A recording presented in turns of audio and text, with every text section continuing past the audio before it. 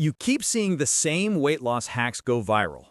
Chia seed water that, quote, cleans you out, apple cider vinegar shots before meals, berberine called natural Ozempic, cold plunges that claim to switch on fat burning, detox waters and greens powders that promise glowing health.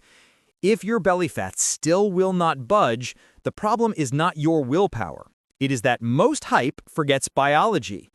In the next few minutes, I will break down what each trend can and cannot do inside a real human body, so you can stop guessing and start using the few levers that actually move the scale.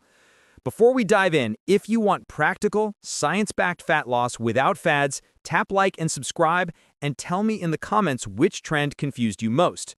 That helps more people find solid information, and it tells me what to unpack next. Let us start with the so-called internal shower. Chia seeds are mostly soluble fiber. When that fiber meets water, it forms a gel that slows how fast food leaves the stomach. Slower emptying means a smoother rise in blood sugar and insulin after you eat, fewer cravings between meals, and sometimes a little less total food at the next meal. There is also a second effect that almost no one mentions. When that gel moves into the small intestine, it changes the thickness of the unstirred water layer at the gut wall, which can reduce how quickly free sugars and some fats cross into the bloodstream. This is real physiology, and it is why fiber-rich foods help with appetite control. Here's the catch. Most viral recipes use 1 to 2 teaspoons of chia in a giant glass of water and promise magic. That is not enough fiber to change much. The research doses that actually improve satiety use around 10 grams of soluble fiber per day, which is closer to 1.5 to 2 tablespoons of chia taken with enough water and paired with protein at a meal. If you love chia, use it on purpose. 1 tablespoon in yogurt or a protein smoothie before your largest meal can blunt the post-meal glucose rise and help you feel full. If you're prone to reflux or sensitive digestion, build up slowly. If you have a history of bowel blockage, do not use thick gels at all without medical guidance. Chia is a tool. It is not a cleanse. It works best when it helps you eat fewer total calories without feeling deprived. Apple cider vinegar is a different lever. The active part is acetic acid. A small dose before a higher carbohydrate meal can slow enzymes that break down starch and can improve how your muscles take up glucose. That can mean a lower insulin spike from the same food and better blood sugar control across the day. People notice fewer afternoon crashes and a little less hunger. The realistic dose is 1 to 2 teaspoons in a large glass of water sipped 10 to 20 minutes before a starchy meal, not chugged straight. More is not better. Undiluted vinegar can erode tooth enamel and irritate your esophagus. If you take medications for blood sugar or blood pressure, talk to your clinician first because vinegar can amplify effects. Also, vinegar does not burn fat by itself. It makes it easier to stay in a calorie deficit because you're less hungry and less up and down. Think of it as a meal timing support, not a weight loss engine. Berberine is trending because it can lower blood sugar and improve insulin sensitivity in some people. The mechanism is complex. It activates AMPK, a cellular energy sensor, and it changes gut microbiota in ways that can improve metabolic flexibility. That is the upside. The downsides live in the details no short video includes. Dosage matters. Common protocols are 300 to 500 milligrams 2 to 3 times per day with meals for a limited window. Quality varies widely. Some supplements are underdosed or spiked. Berberine also interacts with many drugs because it uses the same liver enzymes for clearance.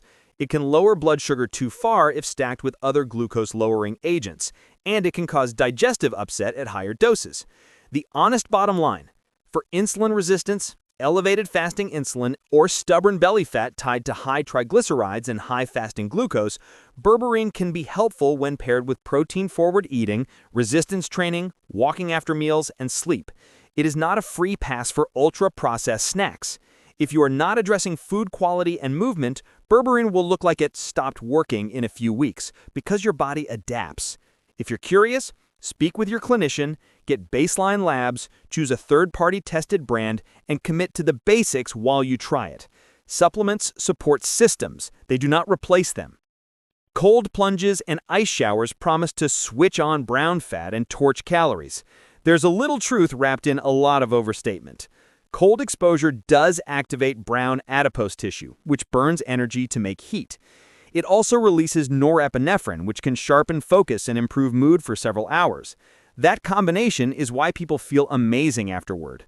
In calorie math, though, even a bold session often burns the amount you could undo with one large latte. The real value of cold exposure is behavioral.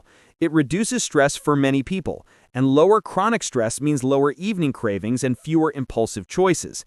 It may also nudge you towards routines that compound, like morning light, breath work, and better sleep, all of which support fat loss. If you love the ritual, keep it 2 to 4 short sessions per week, 2 to 5 minutes each, at a temperature that's uncomfortable but safe. Build up slowly.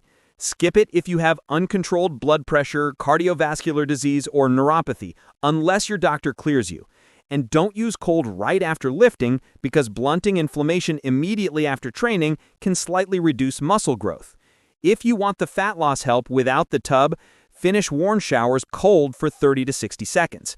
You'll get most of the mood benefits and a little of the metabolic nudge. Greens powders and detox waters live in a gray zone. A quality greens powder can cover small micronutrient gaps if your vegetable intake is low and your appetite is inconsistent. It is not a detox. Your liver and kidneys already detox. In fact, most powders are low in fiber, the very thing that helps with satiety, gut motility, and cholesterol binding. If you swap vegetables for powder, hunger will often creep up and total calories will drift higher across the week. If you use a powder, make it an add-on, not a trade. Mix it into a protein-rich base like Greek yogurt or a whey smoothie so you also get leucine to support muscle. With detox waters, the benefits are mostly hydration and habit.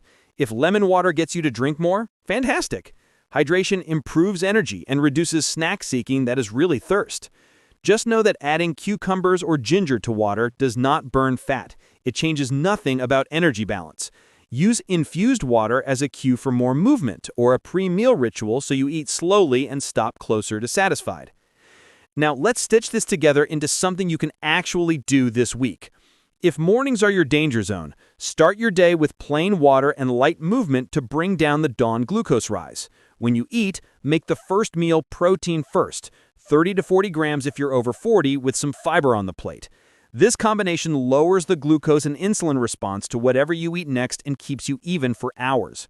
If lunch or dinner tends to be your heaviest carbohydrate, use 1 teaspoon of apple cider vinegar in water 10 minutes before, or put your vinegar into a simple salad dressing and eat that first.